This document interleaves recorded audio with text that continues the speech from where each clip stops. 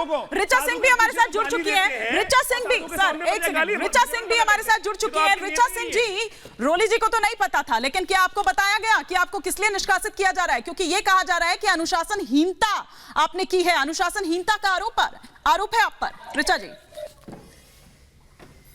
देखिए, मैं ये उम्मीद करती थी कि हम लोग लोकतंत्र की रोज दुहाई देते हैं और पार्टी में लोकतांत्रिक प्रक्रिया का पालन किया जाएगा, लेकिन कल एक ट्विटर के पोस्ट के माध्यम से मुझे पता चला कि मेरा निष्कासन हो गया है और मुझे कोई लोकतांत्रिक प्रक्रिया का पालन करते हुए कोई नोटिस नहीं जारी हुई। इवन उस ट्विटर में भी सिर्फ ये लिखा गया कि रोली तिवारी जी को, ऋचा सिंह को निष्कासित किया जाता है। उसमें भी आपने जनता के सामने, अगर हमने कोई अनुशासनहीनता की थी तो उसको स्पष्ट किया जाना चाहिए था। और देखिए, मैं आपसे एक बात बहुत स्पष्ट रूप से कहना चाहती हूँ कि हम आजाद भारत में निवास करते हैं।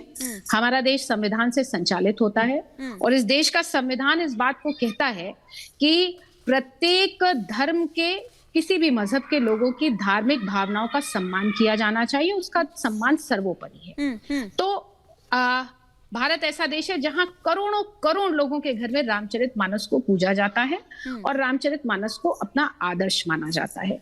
ऐसे में ऐसी कौन सी जरूरत आ पड़ी कि रामचरितमानस की कुछ पंक्तियों को लेकर के आप दलितों और पिछड़ों का जो है उत्थान कर लेंगे? नहीं, दलितों और पिछड़ों का उत्थान होगा उनको मुख्य धारा में जगह देने से। दलितों और पिछड़ों का उत्थान होगा उनके लिए जमीन पर उतरकर आंदोलन करने से। बेहतर होता कि आप दलित और पिछड़े छात्रों की छात्रवृत्ति की बात करते, महिलाओं को मुख्य धारा में लाने की बात करते। लेकिन जिस तरीके से रामचरितमानस पे लगातार हमला किया जा रहा है, और मैं आपके माध्यम से एक फोटो दिखाना चाहती हूँ। बैठे हुए हैं भाटी जी भी बैठे हुए हैं, मैं इनका ट्वीट पढ़ती रहती हूँ, जवाब इसलिए नहीं देती हूँ क्योंकि ये तर्क नहीं करते, कुतर्क करते हैं। मैं कुतर्कों का जवाब कम देती हूँ, लेकिन आपके माध्यम से मैं एक फोटो दिखाना चाहती हूँ जो हमारे देश के संविधान की मूल प्रति है। मैं स्पष्ट कर रही हूं, संविधान की मूल प्रति के भाग 3 फंडामेंटल राइट में, जहां फंडामेंटल राइट का उल्लेख है, वहां सीता राम जी की फोटो लगी है। आप इस देश के संविधान से मिटा पाएंगे प्रभु श्री राम को? आप इस देश के लोगों की आध्यात्मिक आत्मा से मिटा पाएंगे प्रभु श्री राम को?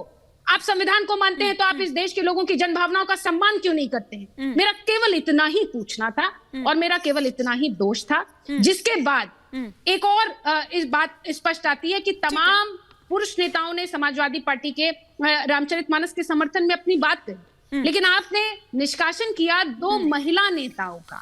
क्यों? क्योंकि आप इस देश की आधी आबादी को ये नहीं समझते हैं कि उसका प्रतिनिधित्व होना चाहिए। ये वही स्वामी प्रसाद मौर्य हैं जिन्होंने विधान परिषद में धर्मांतरण के कानून को रखा था, जिन्होंने आदरणीय मुलायम सिंह यादव जी की पत्नी के लिए किस अभद्र भाषा का प्रयोग किया गया था, जिसके बाद समाजवादी पार्टी के लोगों ने वेल में जाकर विरोध किया था। आप उन्हीं के साथ खड़े हैं।